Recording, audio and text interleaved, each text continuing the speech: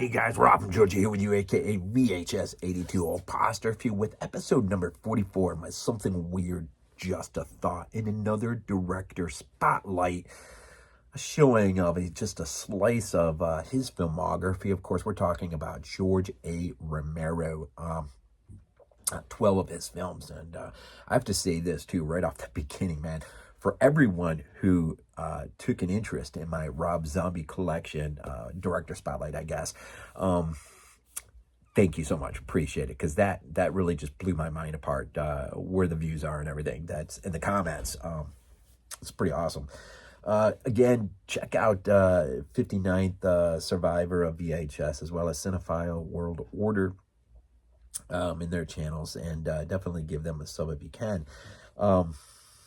As well, I'll be reaching here shortly my 500th video on my channel. As a result, I think I want that to be something special, so I think that may be my Lucio Fulci director spotlight. I probably have anywhere from 18 to 20 of his films in my collection, and so that'll be a sizable task to pull it all off my shelf into one spot and just kind of go through.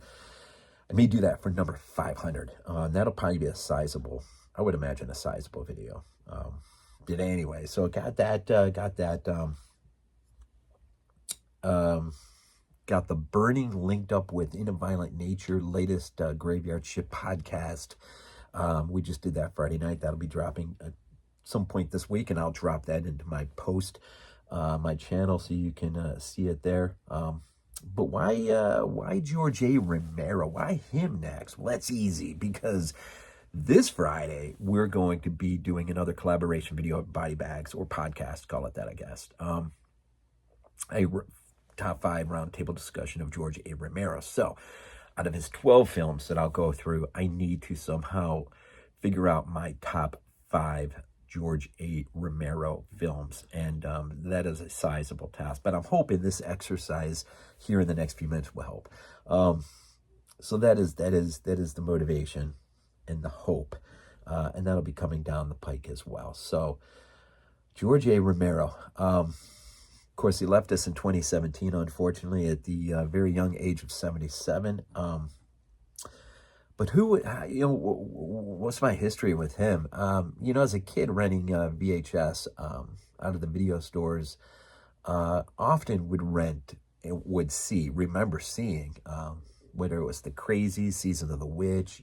Some of them had some provoking artwork on the video boxes, and I didn't always, pick those up. I usually, and Day of the Dead as well. I'm not sure what about that video artwork that kind of freaked me out a little bit.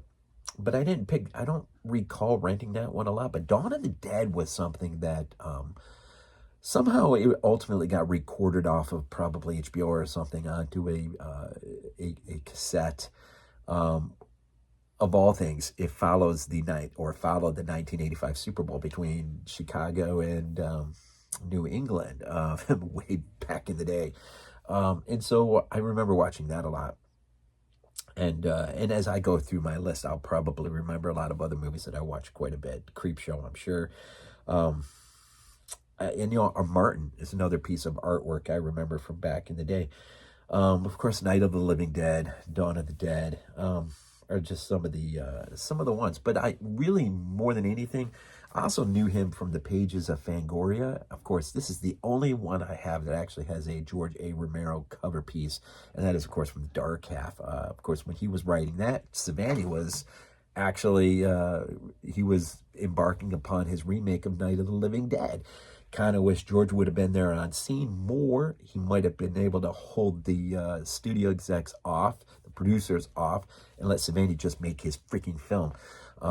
That would have been nice. But he was writing away down in Florida, I think, as Savani was doing his work. So ultimately ends up being a pretty good film at the end of the day anyways, but probably would have benefited a lot from Romero's presence in order to be a buffer.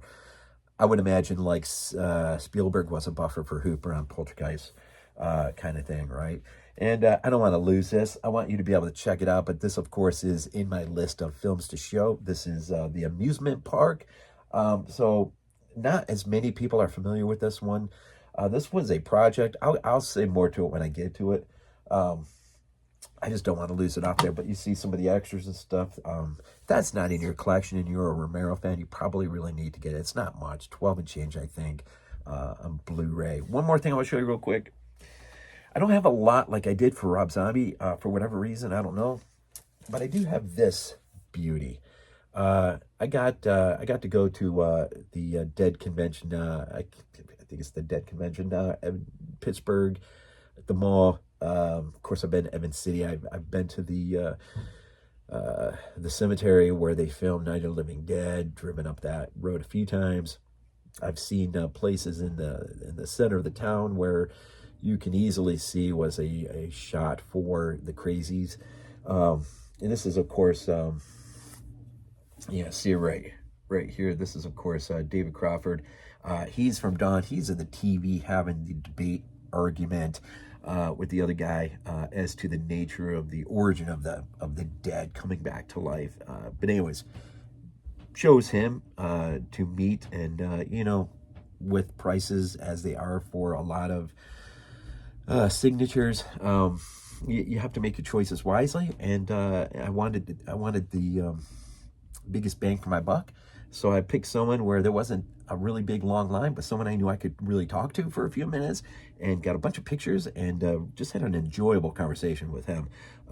But brought this along with me. I've actually picked this print up at the souvenir store in the museum, the George A. Romero Museum, that used to be in Evans City, then was moved to the mall. And now I hear someone's bought out the mall, so I don't know what's going to happen to the whole thing. But I've been up there a few times, the cemetery a few times, and if you go deep down on my channel, you'll see, I'm pretty sure I did a video. I know I did a video of going up the road. Surely I did a video of in the cemetery, but I know I did for Fulci Cemetery. And I'm not sure if there is or not, but anyhow, I've been there taking tons of pictures. That I know for a fact. I have an album on my Facebook. And maybe what I'll do is, if I think about it, I'll go into my Facebook and I'll try to make those public if they, just for chance, aren't public.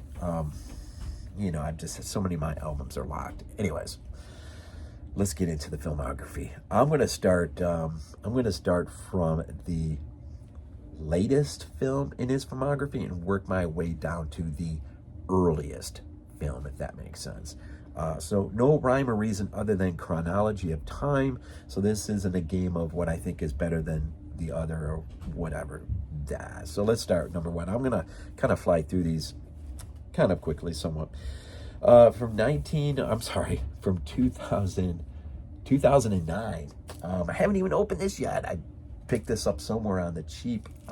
Survival of the Dead, the fourth in his, this is the fourth or fifth. Did Diary come before? Diary might have came before, actually. The backside, it's either fourth or fifth in the filmography of the Dead series. I kind of just liken it to night, dawn, day, survival, but Diary may be in between there. But I do not own that one for some reason. But I got this, actually now I remember, it was at the Dollar Tree of all places back in the day when you actually could get a ton of movies there.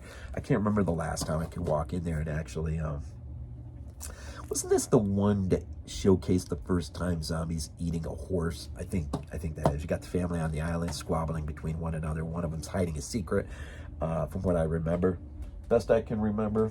I'll just do that so I don't lose that back there. The next one I got is, of course, Land of the Dead from 2005. Now, I got 2 copies of this. This, of course, is the regular American release with the absolutely horrific artwork. Sorry for those of you who like it. I don't. So I got my UK version, and that is way more epic as far as I'm concerned. In fact, the CD artwork is really cool. And yeah, I ordered it off of Amazon UK just for the artwork. I'm a nerd like that sometimes. From 1990, big jump in years, right? 05 to 90. This was the work he did with Dario Argento, of course. 2 Evil Eyes. A lovely Blue Underground release. Of course, there's Two Evil Eyes. Whoop. Probably shouldn't have shown that one. Hopefully that was just a quick thing. Picked this one up and on the cheap at City Warehouse, I think. Is my thing still in here? No, I can't. Probably $2.99 or something like that.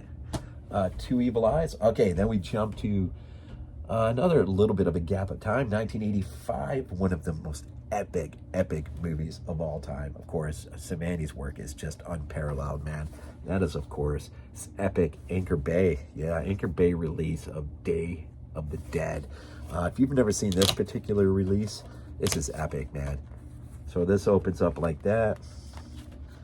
That opens up like this. Then you've got the notebook in there with a ton of goodies. A little eye candy, but you open it up and that's what you have, which is really an epic release. Dawn might be a little bit more epic, but Day is a pretty, for DVD, it's pretty epic, man. Pretty epic. Day of the Dead, man. Just a couple year jump.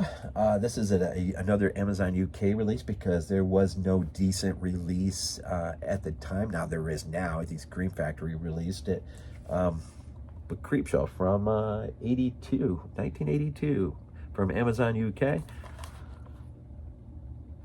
And of course, the Amazon UK features Just Desserts, the feature-length retrospective with all new cast and crew interviews. Now it's got its own separate release here in the States, but you could actually get it included on your UK release. Now, of course, my ticket from when I saw it in the theater is a double feature with Halloween 3 Season of the Witch, I believe. Yeah, that was my from seeing it. Of course, it's a double disc release. And of course, now you got Scream Factory released it and all that stuff, right? Next one, gift from my buddy Glenn, just like his name came up, aka BDG Reviews, from our friends up north, from 1981. Haven't opened it up yet and checked it out, but I really need to since I got to do a ranking, right? Night Riders. I seem to remember this getting a lot of play on HBO way back in the day. Ed Harris, Tom Savini, Ride to Live, Live to Die. There's trying to avoid the glare as much as I can. But there's that Night Riders. I just remember seeing the previews for it a lot and just being really intrigued and not remembering whether I've even seen it. But I really need to. Of course, Ed Harris gets a little spot there in Creepshow in the Father's Day segment. All right, epic, man, epic. You knew this was coming at some point from 1978. First is my Anchor Bay. Maybe it is the Ultimate Edition, maybe the Ultimate Edition of anything ever released. Kind of get an idea of what's in there from the backside. If you can ever find this on Amazon, this is definitely worth picking up. I think when I picked it up, it was only 12 bucks and change. How insane is that? It's insane. Let's see here. Check it out, man. Woo. Now, the Second Sight 4K release is really, in effect, the same thing, except it's 4K, and there's, some more extras that are in there, plus a lot of carryover, I would imagine. Comic books. Yeah, I'm sorry you're not seeing that really well. This is pretty epic.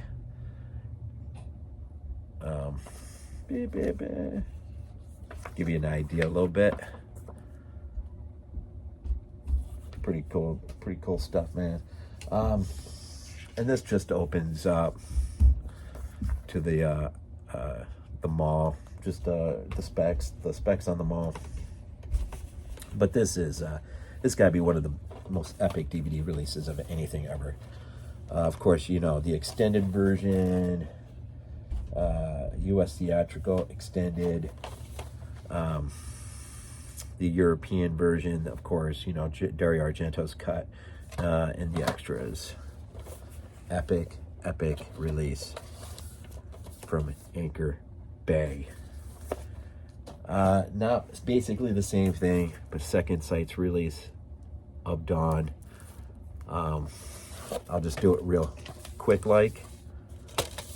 but you can see it's basically the same gist as the Anchor Bay release, as well as the Italian edition is really the same, except it's the Italian edition. And the only disc in there that gets the 4K treatment, I think, is the Dario Argento cut. If I remember, my son just picked that up recently. So Dawn of the Dead, 1978.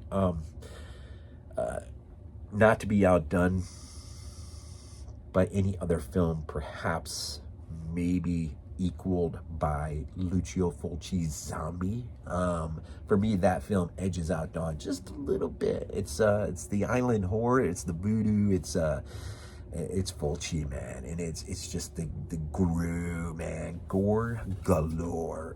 That movie's freaking awesome. One of the newest, besides the amusement park, which is coming up here soon, but from 1977. This was a film that escaped me for so stinking long. I remember seeing it all the time at the VHS store. I don't think I ever rented it, I'm just being honest. Just seemed like a weird, not weird, but weird in the sense that I wasn't sure if I was ready for it, if that makes any sense, being a young kid. At least back in the day when I was a kid, we seemed to be, I think for the most part, pretty good judges of what we were ready for and not ready for. I remember renting Cannibal Holocaust and just turning it off and not being able to finish it. There was a couple movies like that that I had a time with, and somehow I was able to rent it and bring it home. But the film in question here from 77 is, of course, just got the 4K treatment from is that Second Sight as well, Martin. Now this I did watch very shortly after, maybe the same night I got it. And this was an amazing watch. If you don't know anything about Martin, a troubled young man who believes himself to be a vampire goes to live with his elderly and religious cousin in a small Pennsylvania town. That shouldn't surprise anyone.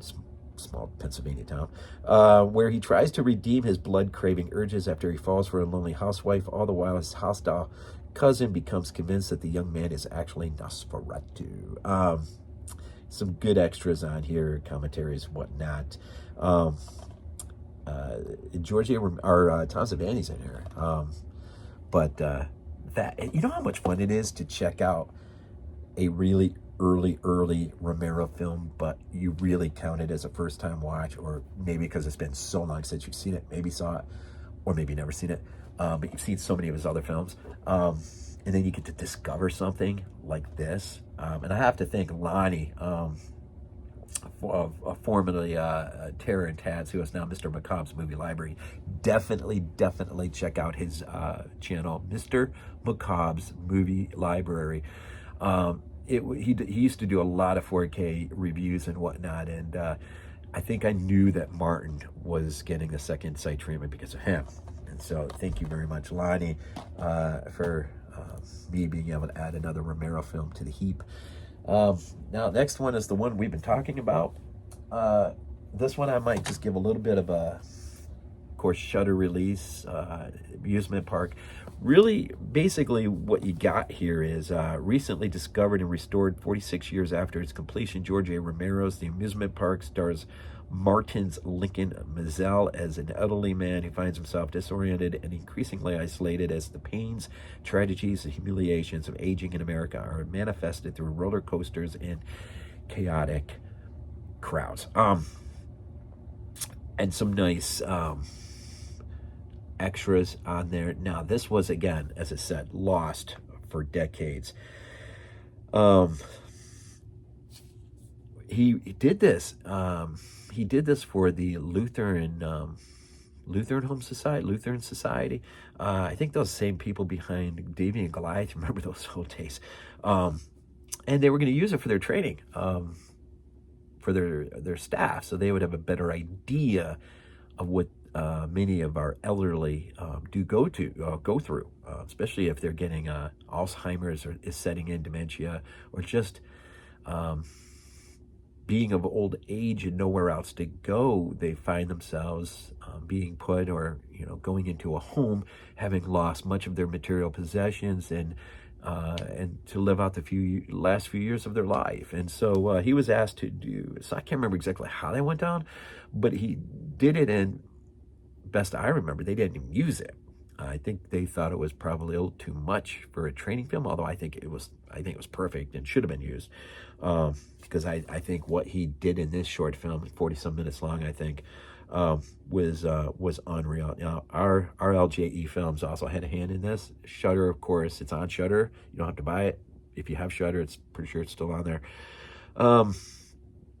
What's this? There's one interview that involves Greg Nicotero in here as well, moderated by Shudder's Samuel Zimmerman. He's not the only one. There's a few people involved in that. Yeah, some good stuff in there, man.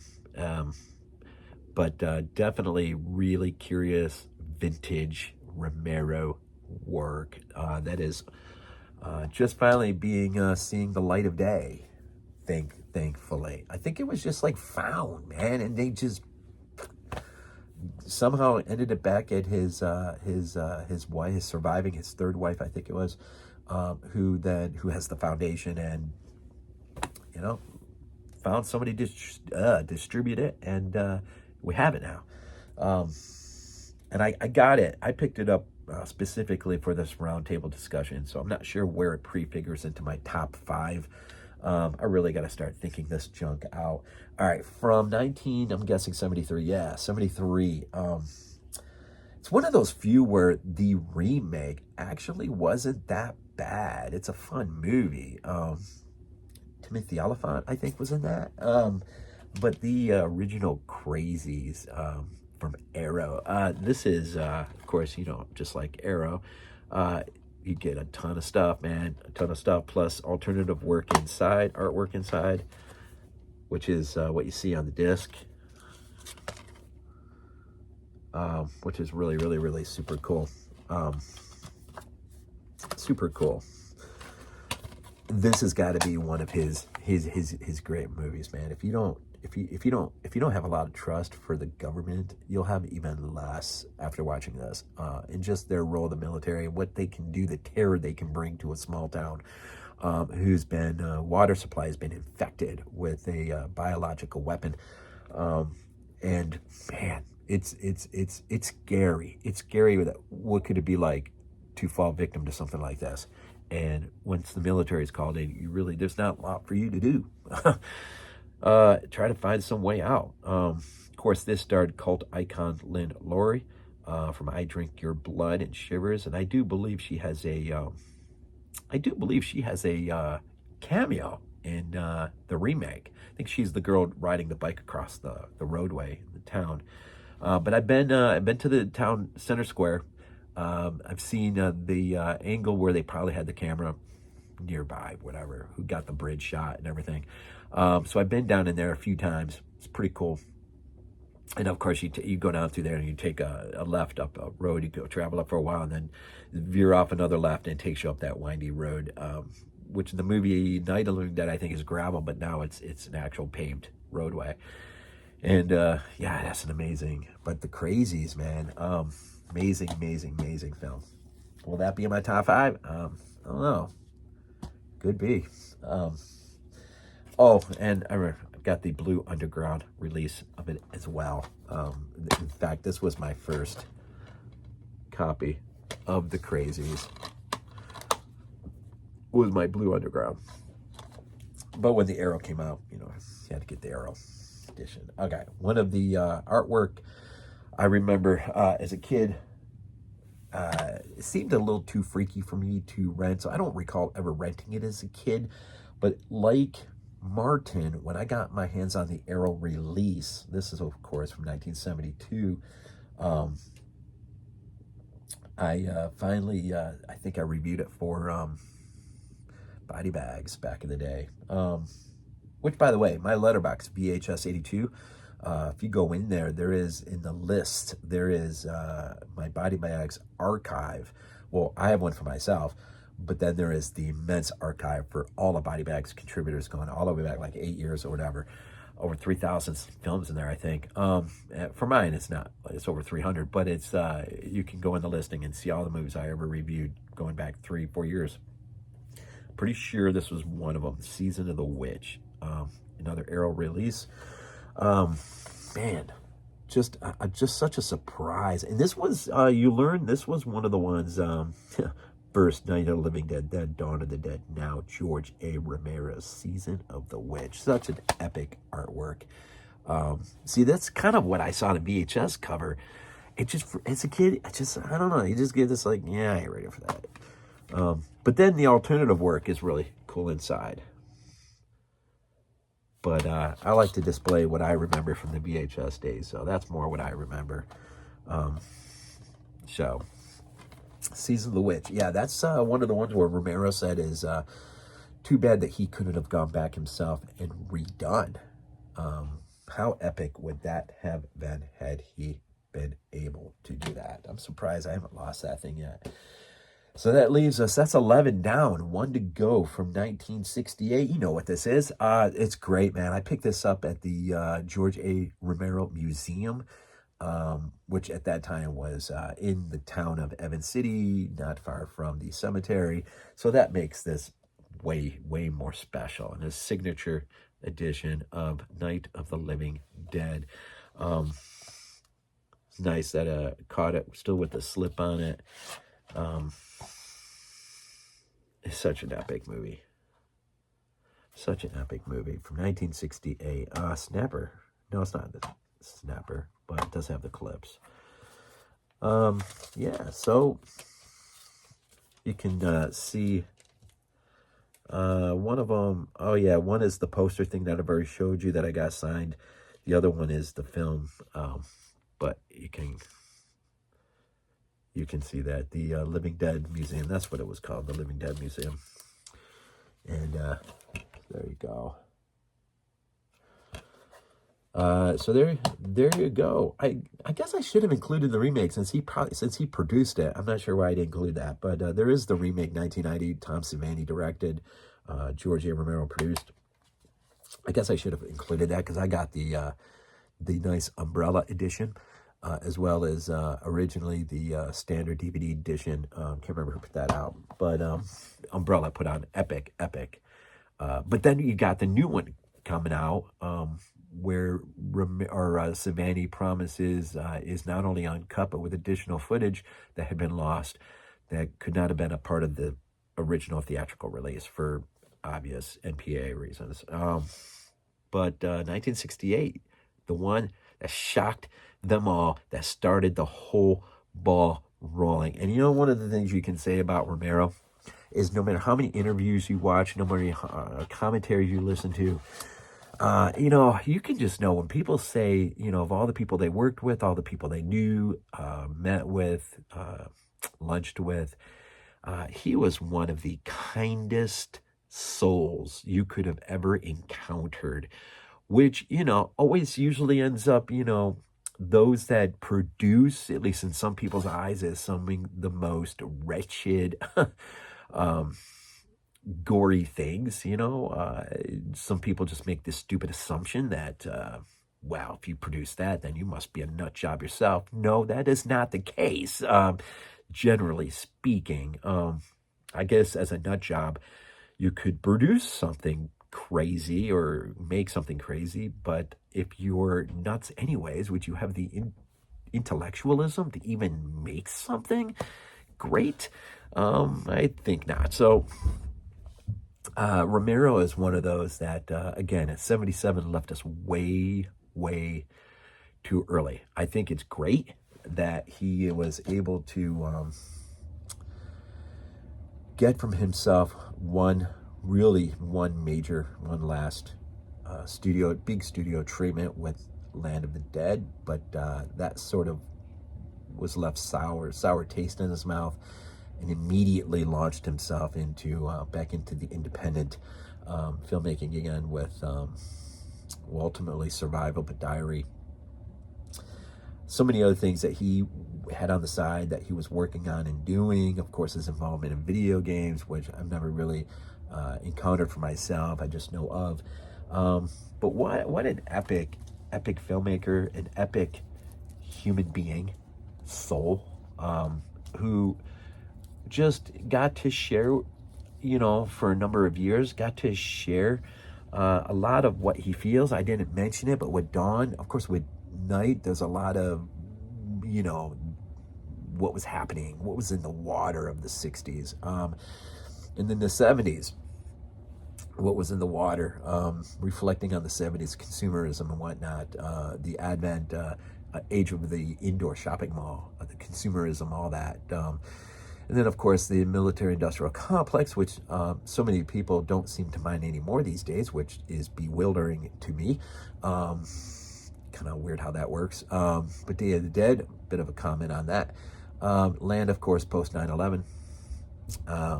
Comment. And, you know, you kind of wish other film directors like, say, Tobe Hooper would have been able to, you know, he sort of got to comment on the 70s as well with Texas, the 80s with Texas Chainsaw 2. And then that's all we got from him.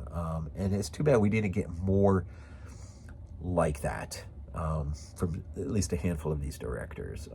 Craven could have been one. I don't know if he ever really thought about his films in those terms. Of course, he really wasn't wired for as a horror film director. Anyways, he just sort of waded into that and just never found his way out completely, I think. Another one who left us way too early. But anyways, let's see if I can keep that up. I'm about to end this thing, but I just wanted you one last time just to see how epic is that? That is my George A. Romero collection. This Friday, again, we'll be recording as Body Bags, our top 5 roundtable discussion of our George A. Romero filmography. And so I got some work to do this week to try to figure out what that top 5 looks like. And but thankfully, there's a little wiggle room because we always do an honorable 3, you know, those 3 outside looking into top 5. So really, you're talking 8 films altogether. So it's not, you know, impossible. It's but this is going to be tough figuring out what my 5 looks like. But that's this Friday night. We'll do that, and then about a week later or so, it'll be dropped, a little under a week or whatever. And well, I appreciate it. I hope many of you enjoyed this video as much as some of you enjoyed the Rob Zombie spotlight on my collection of his, which some of it is kind of unique, I think.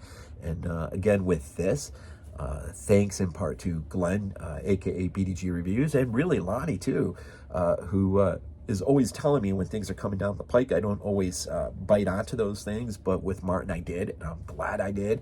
I'm glad that's in my collection. If it wasn't for that, and the amusement park, I wouldn't be at 12 right now. And that'll help, I think, deciding on a 5. So anyways, with all that being said, hope you appreciated, liked it. Definitely leave a comment if you can. Want, desire to sub if you haven't subbed, always helps. And yeah, if there's a Romero piece I am missing that I really ought to have in my collection, tell me which one it is. I don't think there's many missing, but there are a few. Dark Half of one. Not sure why that's missing, but that's one that's missing. Yeah, so as always, we'll leave these things off with Go Bills. This is not a dream. Not a dream. We might be useful to you.